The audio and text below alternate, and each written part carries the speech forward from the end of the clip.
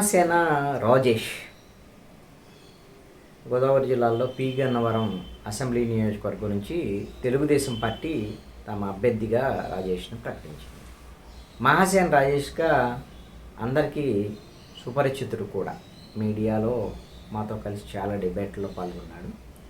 చాలా ఇష్యూస్ మీద, సామాజిక అంశాల మీద మాట్లాడుతుంటాడు. కొంత అగ్రెసివ్గా ఉంటాడు.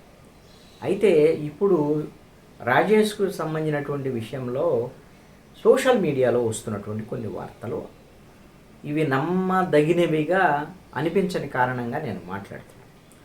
సోషల్ మీడియాలో వచ్చినటువంటి వార్తలు ఏమిటంటే, మహాసేన రాజేష్ ఎన్నికల బరి నుంచి తప్పుకుంటున్నాను, తాను ఎన్నికల బరి నుంచి తప్పుకుంటున్నాను, చాలామంది నా మీద కుట్రలు చేశారు, ఒక సామాన్యుడికి సీట్ వస్తే అందరూ కలిసి నన్ను బలిపశువుని చేశారు, అందుకని నేను తప్పుకుంటున్నాను, నా వల్ల తెలుగుదేశం పార్టీకి ఇబ్బంది కలగకూడదు అనే కారణంతో నేను ఎన్నికల బరి నుంచి స్వచ్ఛందంగా తప్పుకుంటున్నాను అనేటువంటిది సోషల్ మీడియాలో వచ్చినటువంటి వార్త.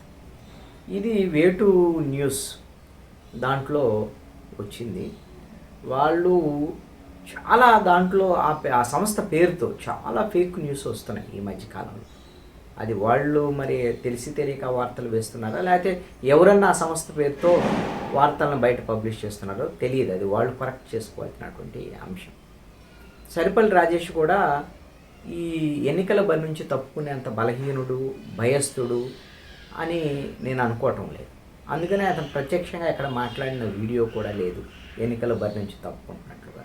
అలాంటి సమాచారం కూడా లేదు. అయితే ఇది కరెక్టా వార్త కాదా అనేటువంటి విషయం తేలుతుంది, అది వేరే విషయం. అయితే అసలు సరిపల్లి రాజేష్ని టార్గెట్ చేస్తూ రాజకీయ పార్టీలు టార్గెట్ చేస్తున్నాయి, కుల సంఘాలు టార్గెట్ చేస్తున్నాయి, అంటే బ్రాహ్మణ సంఘాలు మతం పేరుతో టార్గెట్ చేస్తున్నారు. మిత్రపక్షంగా ఉన్నటువంటి తెలుగుదేశంతో మిత్రపక్షంగా జనసేన వాళ్ళు టార్గెట్ చేస్తున్నారు. ఏంటి సరిపల్లి రాజేష్ మీద అంత కోపం? సపోజ్ జనసేన వాళ్ళు సరిపల్లి రాజేష్ని వ్యతిరేకిస్తున్నారు, సరిపల్లి రాజేష్ పోటీ చేయొద్దు, అతను కాదు ఇంకోళ్ళకి టికెట్. ఇప్పుడు జనసేన పార్టీలో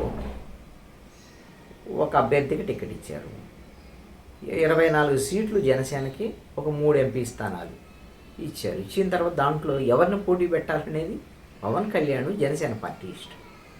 తెలుగుదేశం పార్టీ 94 సీట్లు ప్రకటించుకున్నారు. ఆ 94 సీట్లలో ఎవరిని పోటీలో పెట్టాలి అనేటువంటిది తెలుగుదేశం పార్టీ శ్రేణులు, తెలుగుదేశం పార్టీ అధినాయకత్వం వాళ్ళు తీసుకునేటువంటి. జనసేన ఎలా డిక్టేట్ చేస్తుంది, మీరు ఆయన కాదు ఇంకొకరిని పెట్టండి అంటే? అలా మారిస్తే ఇంకో నియోజకవర్గంలో కూడా అలా చెప్పవచ్చు కదా. ఇప్పుడు జనసేన మీద ఇప్పుడు విమర్శలు చేశాడు సరిపల్లి రాజేష్ అనేటువంటి దాని మీద అంటున్నారు, లేకపోతే కాపుల మీద విమర్శలు చేశాడు అని అంటున్నారు. ఇప్పుడు జనసేన నాయకులు పవన్ కళ్యాణ్, నారా లోకేష్, లేకపోతే చంద్రబాబు నాయుడు, తెలుగుదేశం పార్టీలో ఉన్న కీలక నేతల మీద పవన్ కళ్యాణ్ విమర్శలు చేశాడు, పవన్ కళ్యాణ్ మీద వాళ్ళు విమర్శలు చేశారు. ఆ తల్లిని అవమానపరిచారని కదా పవన్ కళ్యాణ్ మాట్లాడింది. ఇప్పుడు మిత్రులు అయిపోయారు కదా వాళ్ళు. నేను అలాగని పోట్లాడుకోమని, మిత్రులు అయిపోయి ఇద్దరు కలిసి పోటీ చేస్తున్నారు కదా, ఎన్నికల్లో కలిశారు కదా. మరి అలాంటప్పుడు ఎప్పుడో విమర్శలు చేసిన సరిపల్లి రాజేష్ని పోటీ నుంచి తప్పించి ఇంకోటి పెట్టమనేటువంటి హక్కు, అధికారం జనసేనకి ఎక్కడ ఉంటుంది? అది కరెక్టేనా? సరే కాపులను విమర్శించాడు అని, లేకపోతే ఇంకోటి ఏదన్నా ఇష్యూ వచ్చినప్పుడు ఇష్యూ బేస్డ్ ఏమైనా మాట్లాడేయడం నాకు తెలియదు. నేనేం సరిపల్లి రాజేష్ని వెనకేసుకోవాల్సిన రావాల్సిన అవసరం కూడా నాకు లేదు. ప్రజాస్వామిక ఉద్యమాల్లో ఉన్నప్పుడు ఏదైనా ఇష్యూ బేస్డ్గా ఎవరి మీద వ్యతిరేకంగా మాట్లాడితే అది కులం కూడా అయ్యి ఉండొచ్చు. అది అందరినీ కులం మొత్తాన్ని వ్యతిరేకంగా మాట్లాడాడని నేను అనుకోవట్లేదు.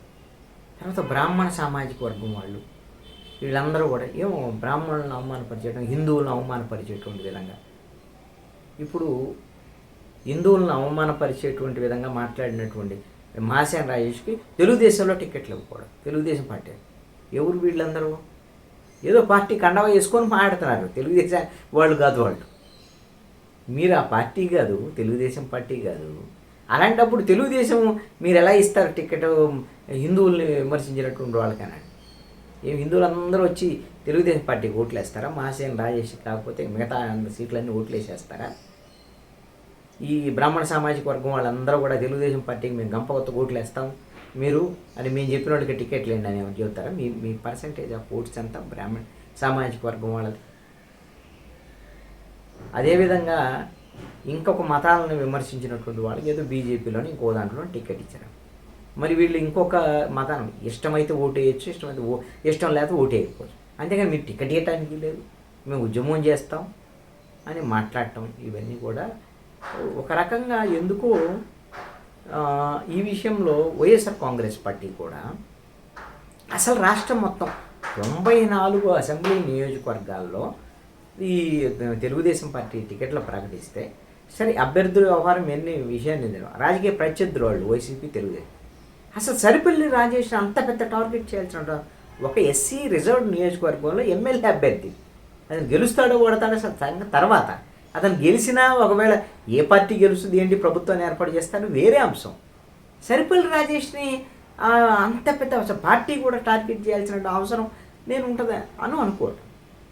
మరి ఎందుకు కొద్దిగా ఎక్కువగా వైఎస్ఆర్ కాంగ్రెస్ పార్టీ కూడా సరిపల్లి రాజేష్ని టార్గెట్ చేసేటువంటి విధంగా మరి ఎందుకు చేస్తుందని నాకు అర్థం. మరి అసలు నిజంగా సరిపల్లి రాజేష్ ఎన్నికల బరి నుంచి అయితే తప్పుకోవాల్సినటువంటి అవసరం లేదు. ఇలాంటి విమర్శలు చాలా వస్తాయి. ఇష్టమైన వాళ్ళు ఓట్లు వేస్తారు, అందరి దగ్గరికి వెళ్ళి దండం పెడతారు, ఇష్టమైన వాళ్ళు ఓట్లు వేస్తారు, ఇష్టం కాని వాళ్ళు ఓటు వేయరు. అంటే వ్యతిరేకించారు అని ఎక్కువ మంది వ్యతిరేకిస్తే ఓడిపోతాడు. ఇదే కదా జరిగినటువంటి. అంతేగాని అతను పోటీ నుంచి తప్పించాలనేటువంటి ఉద్యమాలు చేసేటువంటి వాళ్ళు